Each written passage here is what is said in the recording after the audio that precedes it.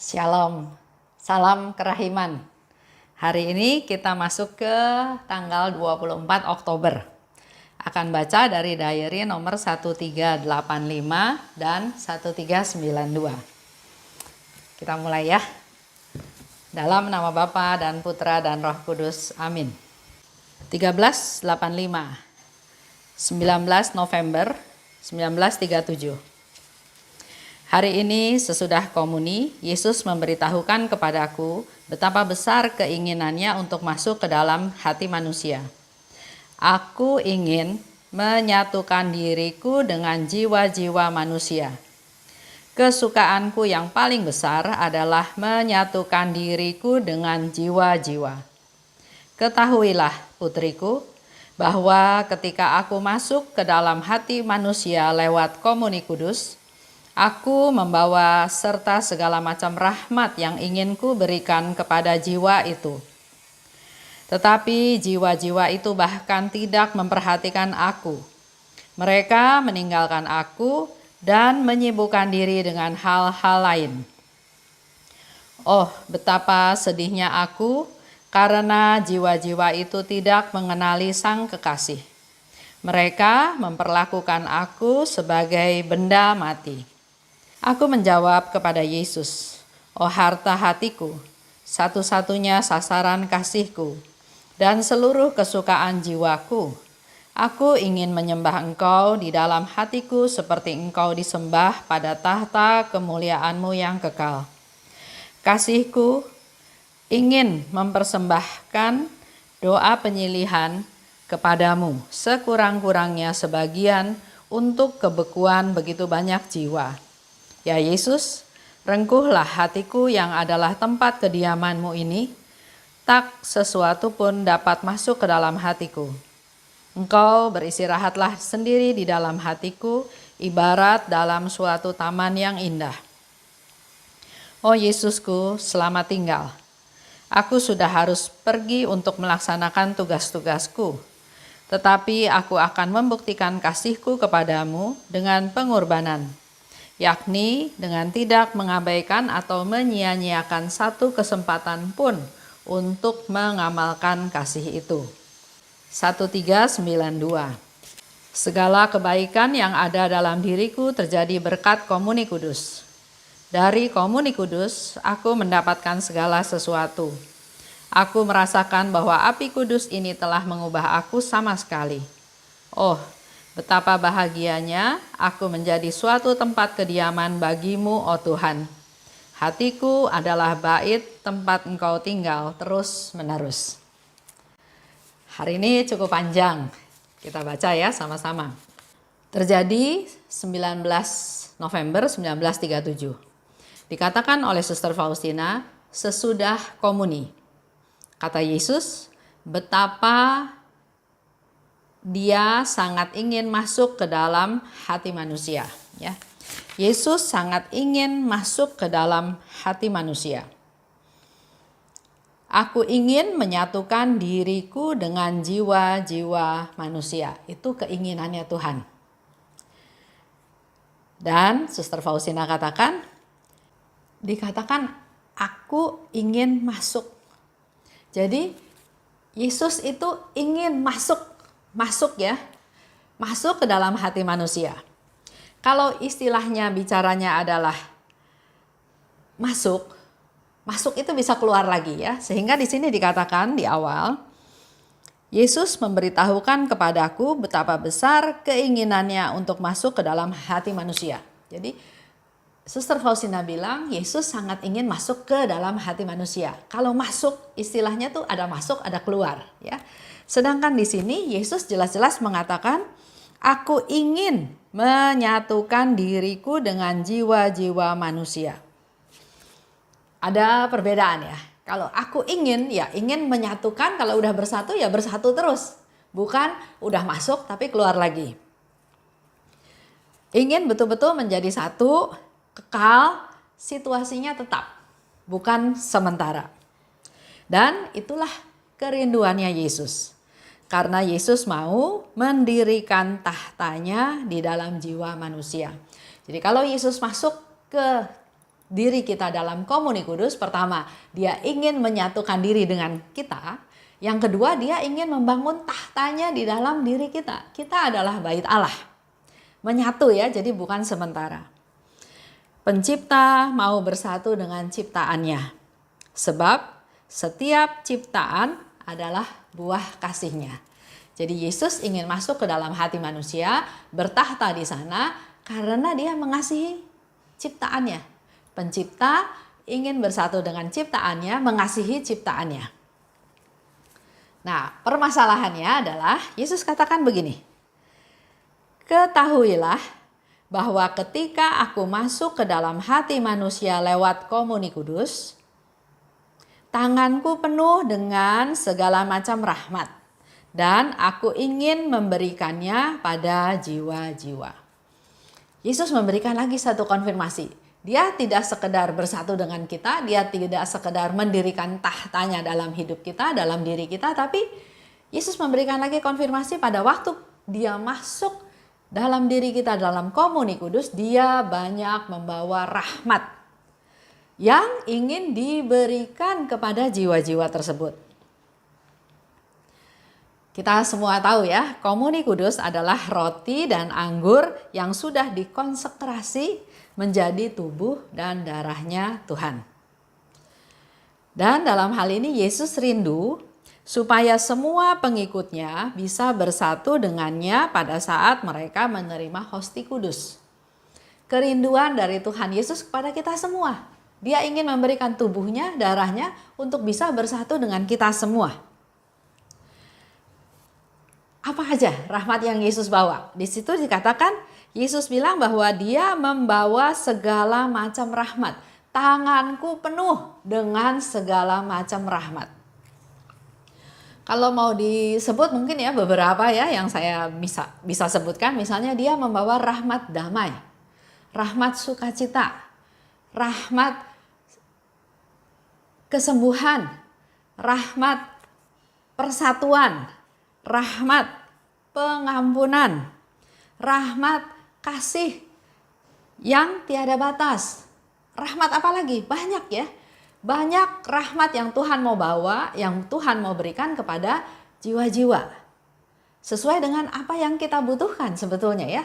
Ada rahmat kesabaran, rahmat ketaatan, rahmat kesetiaan, rahmat murah hati, rahmat penyangkalan diri. Banyak rahmat yang Tuhan bawa, sehingga dikatakan oleh Tuhan, tanganku penuh dengan segala macam rahmat.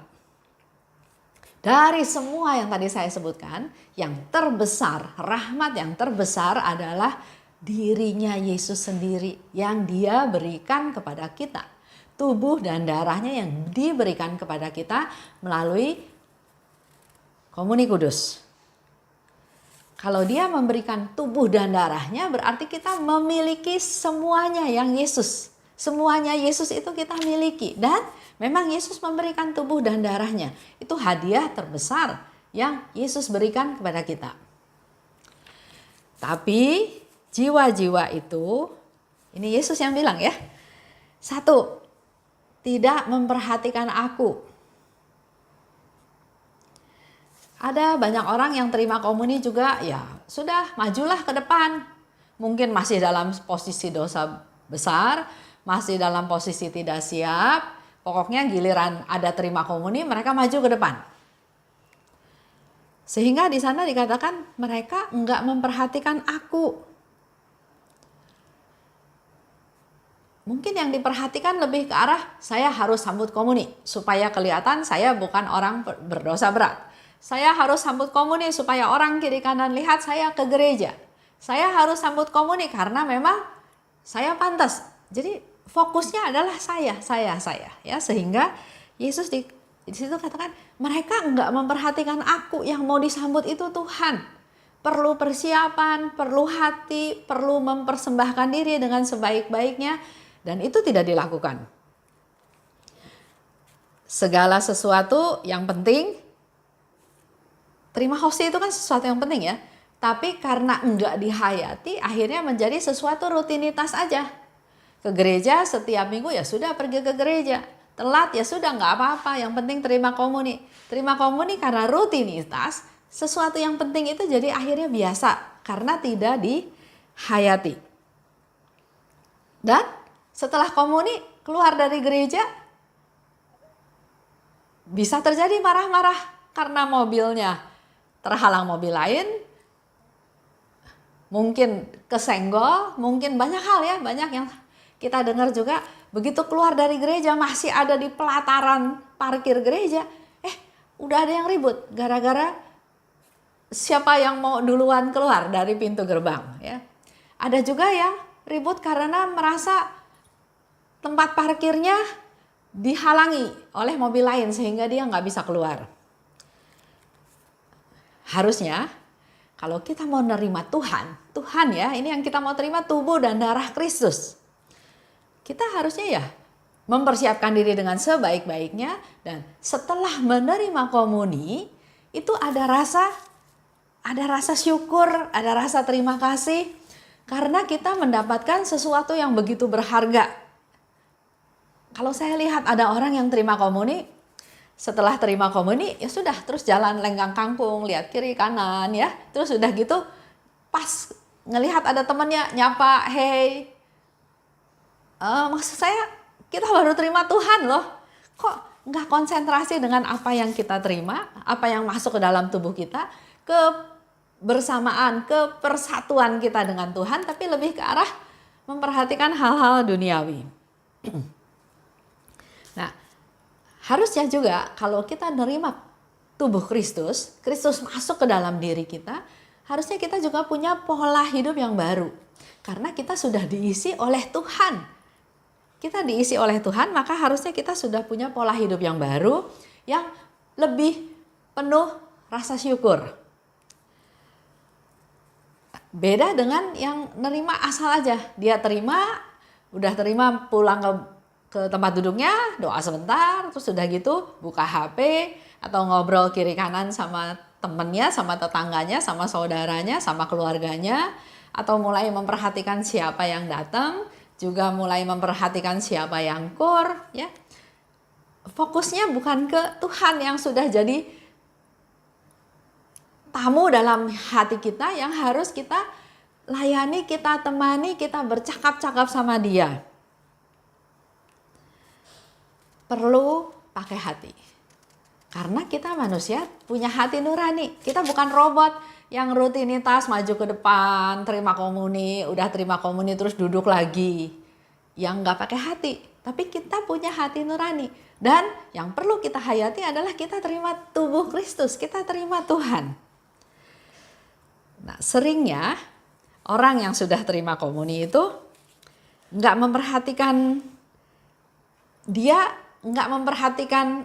keberadaan dia yang sudah bersatu dengan Tuhan. Padahal dia itu sekarang pengikut Kristus. Kristus sudah ada di dalam dirinya, Kristus sudah bertahta di dalamnya, dan sekaligus kita juga sebetulnya dengan pemikiran baru, dengan pola hidup baru, kita membutuhkan lebih banyak rahmat dari Tuhan. Sehingga tadi Yesus katakan, aku masuk ke dalam hatimu melalui komuni kudus, di mana tanganku penuh rahmat yang aku bawa buat jiwa itu.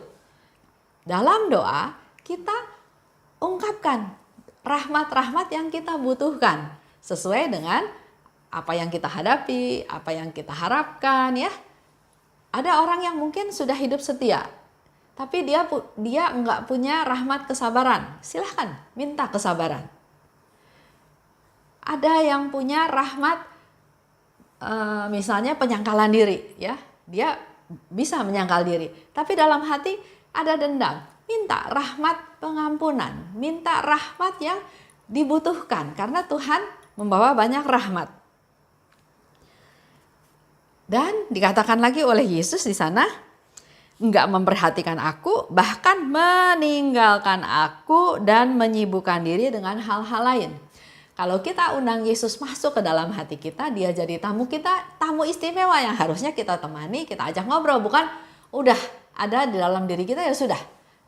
Terus kita masa bodoh, kita tinggalkan Yesusnya, kita lebih ngelihat lagi keadaan dunia.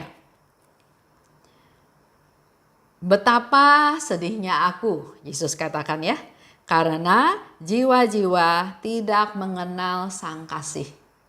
Mereka memperlakukan aku seperti benda mati. Nah, itu coba refleksikan ke hidup kita masing-masing. Pada saat saya terima komuni, apa yang saya siapkan, respon apa yang saya lakukan, atau tindakan-tindakan apa yang saya lakukan setelah menerima komuni. Karena di sini Yesus katakan, mereka memperlakukan aku seperti benda mati. Direfleksi ya ke diri masing-masing. Kalau sementara ini kita memang memperlakukan Yesus seperti benda mati, bertobat. Rubah cara pikir, pola hidup seperti itu, rubah. Karena Yesus itu adalah Tuhan yang betul-betul kita sambut. Ekaristi adalah sumber rahmat. Itu sudah banyak sharing, bahkan sekarang bulan ini ya, dari pengangkatan Carlo menjadi Beato, perayaan Ekaristi, sakramen Ekaristi, menerima komuni kudus itu menjadi sesuatu yang kita dapat pencerahan baru. Bahkan Carlo bilang dia melalui komuni kudus itulah jalan dia ke surga. Dan ternyata banyak juga terjadi mujizat melalui komuni kudus. Melalui apa yang dilakukan oleh Carlo, ya, berdoa di makamnya dan mengalami kesembuhan. Jadi Ekaristi adalah sumber rahmat dan manusia perlu bertobat total untuk menghargai rahmat-rahmat tersebut. Poinnya buat Bapak Ibu tahu, Tuhan mencintai orang berdosa.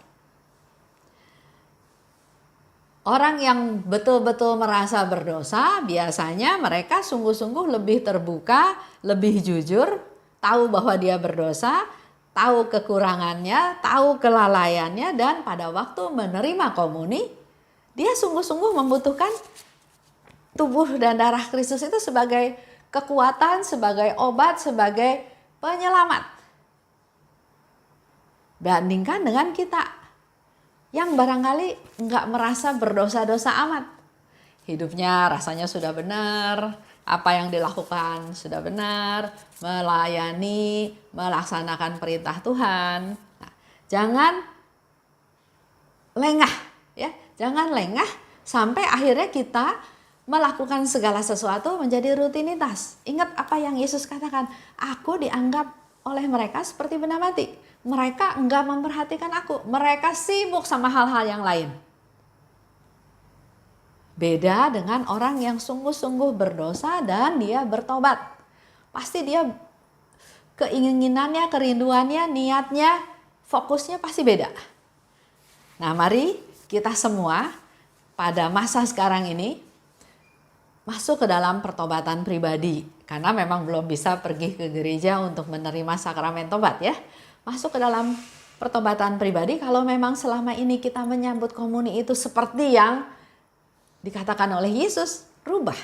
Punya niat mulai sekarang merubah. Bahkan ikut live streaming setiap hari Minggu pun ada komuni batin dihayati sebagai sesuatu yang betul-betul menerima tubuh dan darah Kristus secara rohani. Itu aja untuk hari ini. Kita tutup ya dengan doa. Dalam nama Bapa dan Putra dan Roh Kudus, amin. Allah Bapa yang maha baik, ampunilah segala dosa-dosa kami ya Tuhan, karena ternyata selama ini kami sering mengecewakan Engkau. Khususnya apa yang dikatakan oleh Putramu Tuhan kami Yesus Kristus pada kami pada hari ini. Ternyata apa yang kami lakukan sering membuat dia sedih, sering membuat dia kecewa karena sikap kami, karena tindakan kami, karena ketidakpekaan kami.